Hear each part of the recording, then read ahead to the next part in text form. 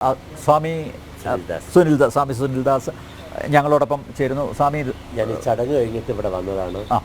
ഇവിടെ വന്നപ്പോൾ രണ്ട് വാക്കുകൾ കേട്ടു. ഒന്ന് ഭാരതത്തിൻ്റെ സേവനം, അതാണ് സേവാഭാരതി. സേവാഭാരതി ഭാരത സേവ. പിന്നെ ജനങ്ങളുടെ ധാർമ്മികത, മാനുഷിക മൂല്യം അറിയുന്ന ചാനൽ, അത് ജനം ടി വി.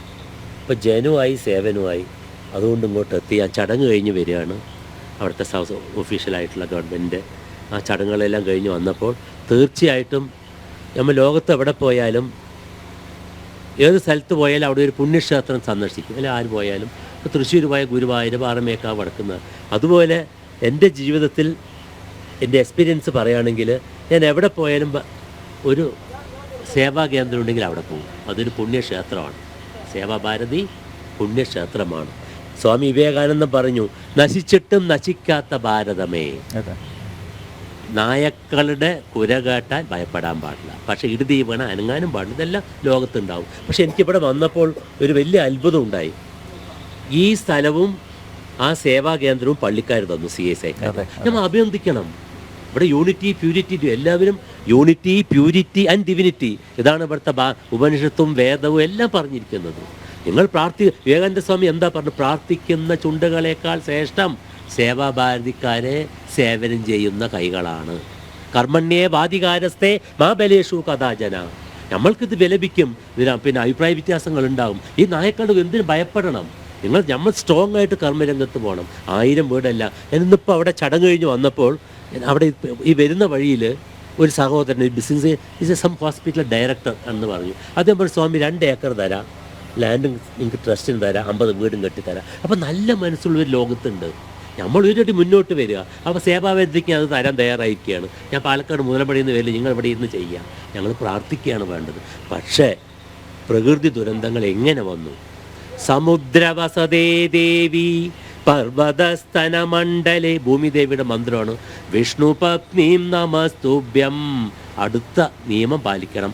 പാദം സ്പർശം ക്ഷമസ്വമേ.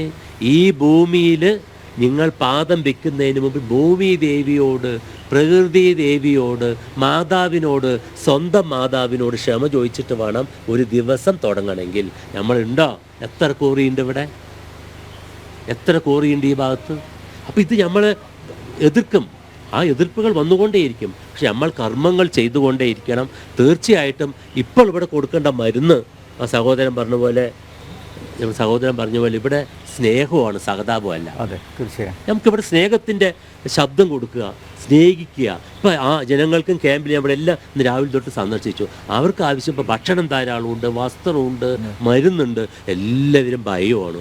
ഇപ്പോൾ ഇവിടെ പ്രാർത്ഥനയും സ്നേഹവും ആണ്, സഹതാപവും എല്ലാം വേണ്ടത്. അതാണ് നമുക്ക് കൊടുക്കാനുള്ള അത് ഓരോ വ്യക്തികളും. പക്ഷെ എന്ത് തന്നെ ആയാലും വിവേകാനന്ദ സ്വാമിയുടെ നശിച്ചിട്ട് നശിക്കാത്ത ഭാരതമാണ് ഈ പുണ്യഭൂമി.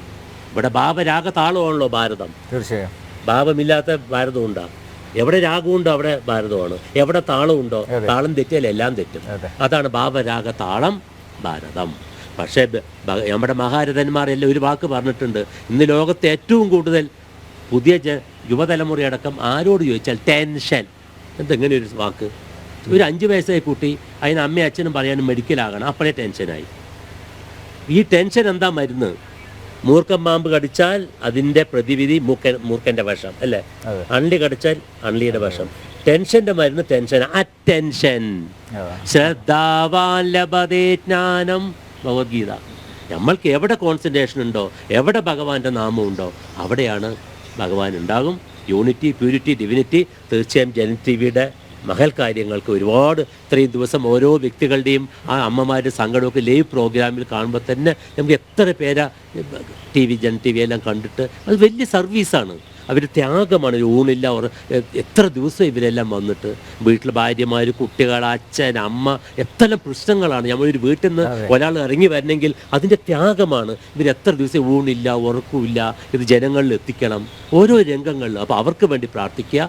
നമ്മൾക്കിവിടെ ഈ ദുരന്തത്തിൽ പ്രകൃതി ദേവിയുടെ നിയോഗം കൊണ്ടെന്നറിയില്ല ഒരുപാട് പേര് മരണപ്പെട്ടു പോയി. ഇപ്പോൾ ശവസംസ്കാര ചടങ്ങിൽ ശരീരഭാഗങ്ങൾ മാത്രം ഉണ്ടായിരുന്നത്. നമ്മുടെ ഈ സന്നിധിയിൽ പിന്നെ സേവാഭാരതിയുടെ നേതൃത്വത്തിലും ഇവിടെ ശവസംസ്കാര ചടങ്ങുകൾ നടന്നു.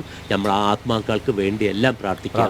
ത്രയംബകം യജാമഹേ സുഗന്ധിൻ പുഷ്ടിവർദ്ധനം ഉർവാരുകിമബന്ധനാത് മൃത്യോർമോക്ഷീയമാമൃതാത്.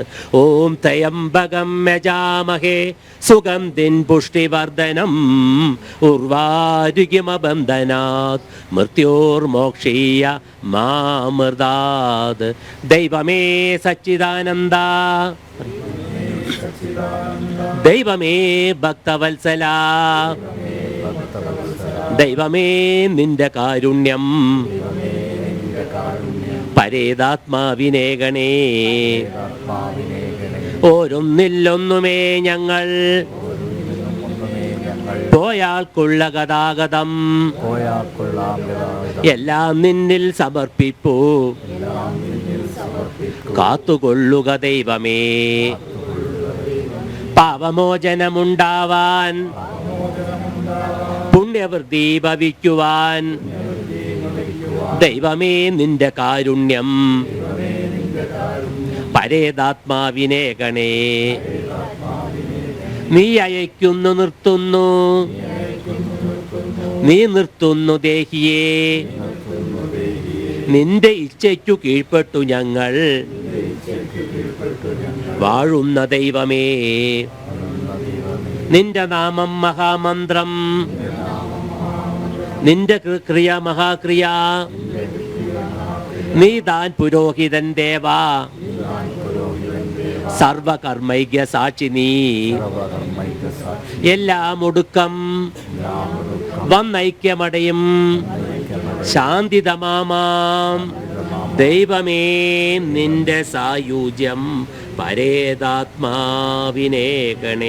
ലോകാ സമസ്ത സുഖിനോ ഭവന്തു, ലോകാ സമസ്ത സുഖിനോ ഭവന്തു, ലോകാ സമസ്ത സുഖിനോ ഭവന്തു. ഓം ശാന്തി ശാന്തി ശാന്തി.